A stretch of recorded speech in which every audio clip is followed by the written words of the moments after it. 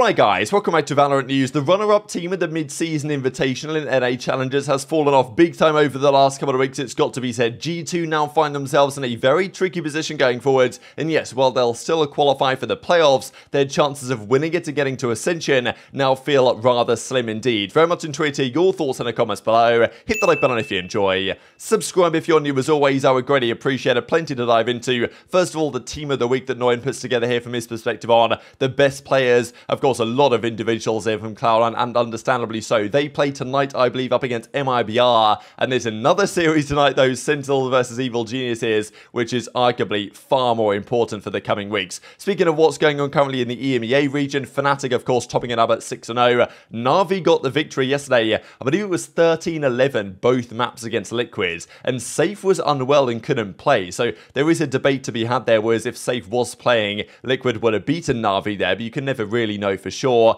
They also brought in another sub for their team. Like, they didn't bring in Dimasic though. I don't know if his there's visa issues going on there, so they brought in, I guess, one of their coaches to their roster, and they go down in the end very marginally. There was also Giants versus Heretics, a Spanish battle, and Heretics come out on top of that one, so pretty interesting for the Spanish team, because Heretics still have maybe some small outside chance if they can go 4-5, they might be able to make it work for the playoffs, but Giants now at 3-4 is now more kind of questionable for them. So you know, for the Spanish fans, maybe they'd have hoped that Giants win to kind of guarantee their spots, but it definitely makes an interesting storyline as it's going to go from there on forwards. Just a quick note as well on the EMEA playoff predictions that we saw from this fella Dephh Montero yesterday, and this is what it looks like for top 6. So Heretics have a 19% chance to make it through, Giants still 82 or so percent chance. This is based on ELO ratings and the like. Fnatic, Na'Vi, they're guaranteed. Liquid are basically guaranteed as well. Then FUT Esports almost guaranteed as well for top 6, and really top 6 is just what you want to get to here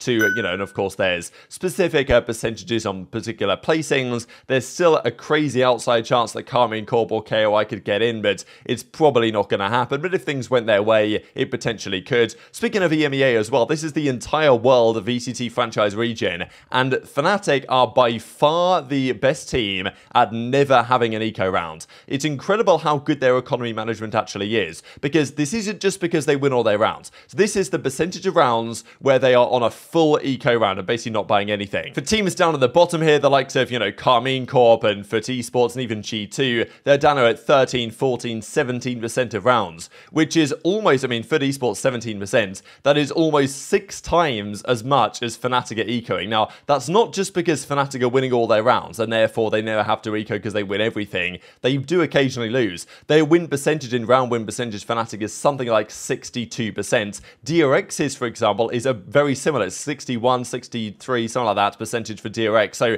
their round win percentage is exactly the same. So you would think on that evidence, their percentage of rounds ecoed on would also be the same, but that's not the case, because Fnatic's econ management, we know about their light armor buys, right? The fact that they, you know, often don't buy full armor just because it can help them save money down the line, so they can always get some sort of a buy-in. And there's other tricks that they're using as well for that, because the fact that they're doubly as good on this statistic than anyone else in the entire world is pretty remarkable, and maybe no surprise why they're the best team in the world, because they're giving themselves chances in 97% of rounds, whereas other teams that's not quite the case. Also, happy birthday for TenZ for yesterday. 22 was yesterday, so happy birthday to TenZ, and you know, all this type of good stuff. And I know he was getting a lot of support on this, and great to see as well from the community. One thing I will say that's kind of interesting actually is that the fact that Sentinels, ever since TenZ hasn't been in their roster, their viewership numbers have decreased quite significantly. It's still Sentinels, they're still getting quite a lot of views, but look at the comparison here. Crew versus Loud, 400k. Now, Loud, of course, make things interesting, right? Because they do like to lose game 1 and make the comeback,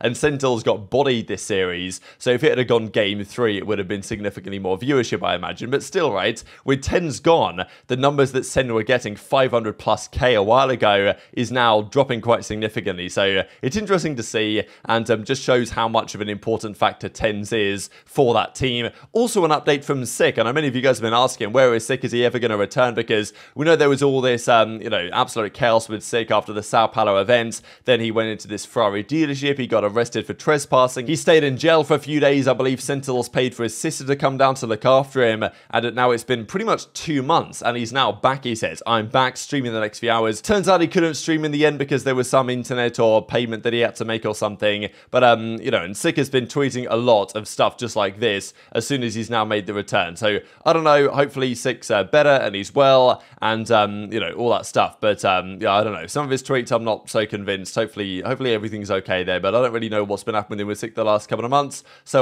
you know, hope's all okay. But we know that he's not even really part of Sentinels anymore. That's the understanding there, but he's still got it in his bio. So I guess that's one to keep your eyes on for the future. Let's dive into NA challenges then. Right, so two big games last night. TSM played against Oxygen Esports and they went down in this series. Game one, I mean, they will feel so good about this, man. They were up 10-2 at the half. It was a 10-2 half for TSM and they go down. They go to overtime in the end. Oxygen bring it back and then they win the overtime 15-13. So when that happens, you know it's just not your day, to be honest. Not a series you can afford to lose. But the remarkable thing was they brought Rosten into the team for Pony. And this was a big surprise because Pony has been arguably one of their best players lately. And Oxygen have been in an okay spot. But Pony is out. And I think it's been pretty much confirmed now. This wasn't just like a one-off change. This is a team decision to get rid of Pony, which is a big surprise, to be honest, because I think he's been one of the more promising players in this kind of tier 2 scene over the last couple of seasons. But yeah, he's in the substitute position now. Rosten is into the team and did a great job, it's got to be said. It's interesting that these changes lately have actually been working for said roster. But I mean, yeah, you've got to say, I mean, Rosten did his job. Redux was very good at times as well in this series. But definitely an interesting and rather surprising change has got to be said. Haven was 13-9 in the ends. And yeah, Scuba with a big map 2 of the series as well, 23-13 on the Omen. So really interesting stuff. But that's Oxygen advancing, and TSM, man, they're not looking so good lately, it's got to be said. Changes here, probably necessary down the line. And this is the other big series of the day, G2 versus Mad Lions. This was, you know, surely you would expect here that G2 would get the job done. Mad Lions have not been good lately, it's got to be said.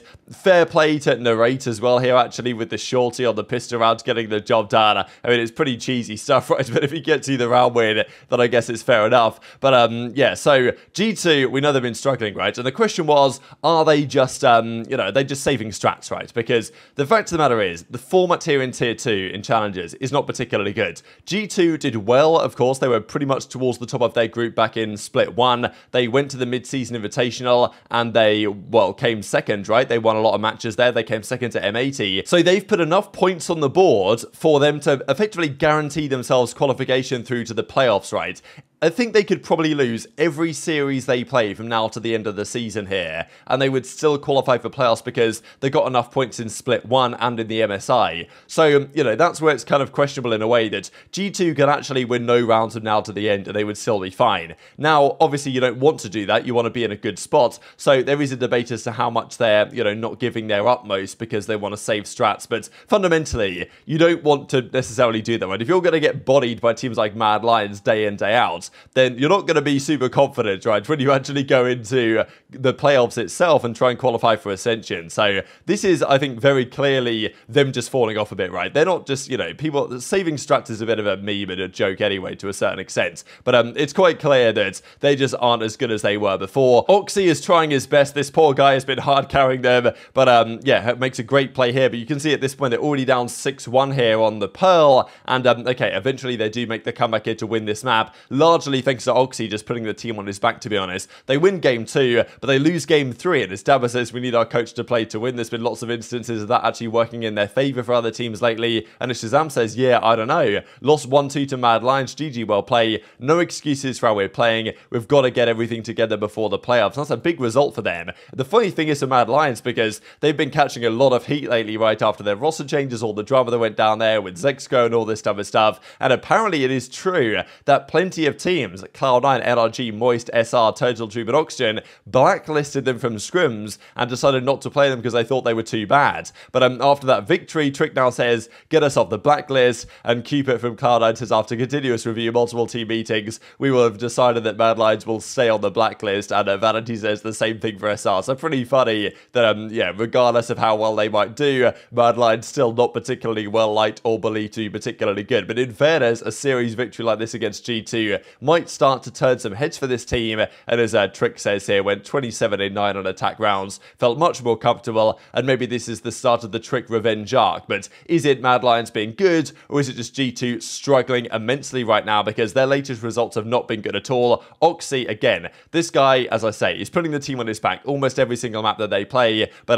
there really was no help, right? It's like the LeBron meme, no help, because that basically was the case. 13-6 on split. They eventually come back and win the Pearl in overtime, right? I mean, that first half was 9-3. Then G2 went on a monster run and still went to overtime, but eventually did win, in fairness. Oxy goes 38-22 for the win in this series, or in this map, and then 13-8 here on Binds, and yeah, wasn't so much he could do about that. So yeah, crazy stuff, to be honest. Good performance of Mad Lions, but yeah, G2 from where they were to now where they are now. We can look at their recent results, I suppose, here, G2, from back at their, I mean, look at their matches, right? They were winning in the face-off, they lost to M80 in the finals, and since then they've lost to all esports, Moist Moguls, and Mad Lions, all 2-1, but yeah, that's not where they want to be. So G2 0-3 to start out this Group B split, and as I say, they'll still be fine to qualify for the playoffs because they got so many points the first time round. Maybe that should not be the case, but it is what it is. So G2 have some time to fix things up, and you know, it's the same thing I discussed with M80 yesterday, that they were looking so good all year. Now is probably the time to struggle because M80 and G2 are guaranteed to get into the top 8 anyway and get to the playoffs. So if they can use this difficult time as motivation to get better and improve, but